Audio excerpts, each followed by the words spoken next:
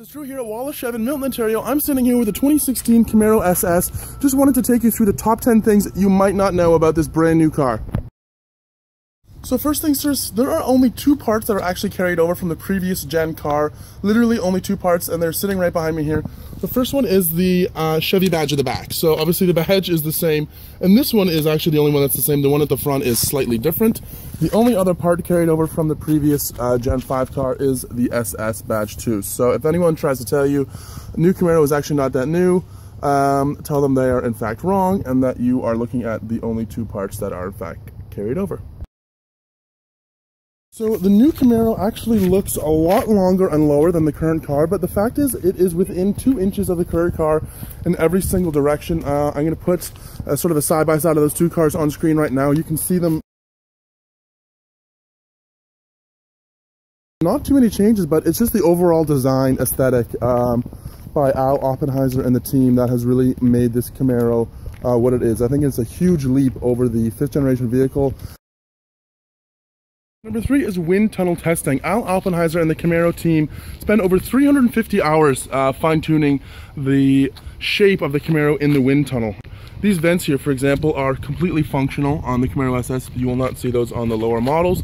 And as well, obviously the SS has the little, slightly larger mouth as well. And again, all those little tiny aerodynamic flares and shapes that you see all around the body, those weird pinched angles and stuff, are again all a product of those 350 hours in the wind tunnel. Just kind of a cool fact for you Chevrolet fans. So behind these massive 275/35R20 tires is actually the magnetic ride control suspension system. Now Camaro fans will know magnetic ride control was only previously available on ZL1. It is now available on SS models, and just like on the Corvette Stingray and Cadillac vehicles, it changes the suspension up more than 1,000 times a second. There are no models of new Camaro that come with a physical handbrake, so nothing here, obviously. All you get down there is your controls for the seat, which are actually really supportive, by the way. Yeah, so you will not be able to do any sort of power sliding with that, obviously, or if you do, it'll be a little bit trickier. I'm not too sure if you can or not, but again, be aware of that. And once the vehicle's on, you'll actually see a little P here, and it will tell you have to put your foot on the brake before you can go. So just a little tap on the brake, flick the P, and away you go. The Camaro SS uses the LT1 V8 from the base Corvette Stingray, 455 horsepower, 455 pound-feet of torque. But something you may not know is that it's actually about 20% unique components. It actually has a new tri-Y-type exhaust manifold which is one of the sort of very unique components that you will not see on the Corvette Stingray. Hopefully I can get it and overlay that on the screen for you right now. Tri-Y exhaust manifold is another unique piece here. The Camaro SS has 3 radiators, whereas you will normally see the one in the middle. You can see it right there. The SS has another 2 on the side, so the one there, the smaller one there, and again there's a smaller one just over there as well. Not sure if we can see much under there. No. So yeah, 3 radiators on the SS, 2 more than the regular models. On a regular car, you'll see these strips here from the MIG welding. So most vehicles are MIG welded, and that leaves sort of a gap at the side there.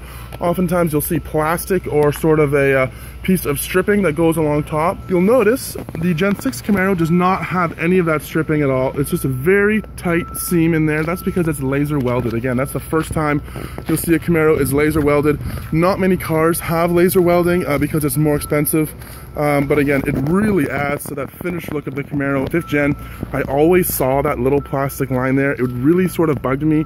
Never really looked quite finished, and so I'm loving that the team laser welded, not MIG welded, and that's on all Camaro models.